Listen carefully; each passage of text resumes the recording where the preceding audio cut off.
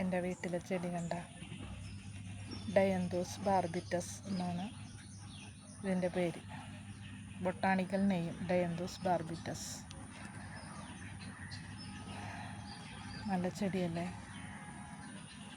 അതിൻ്റെ ലീഫൊക്കെ കണ്ട നല്ല ഡീപ്പ് ഗ്രീനായിട്ടുള്ള ലീവ്സാണ്. സൂപ്പർ ചെടിയല്ലേ? മെറൂൺ കളറുമേൽ വൈറ്റ് ഷെയ്ഡ് വന്നപ്പോൾ നല്ല സൂപ്പറായി,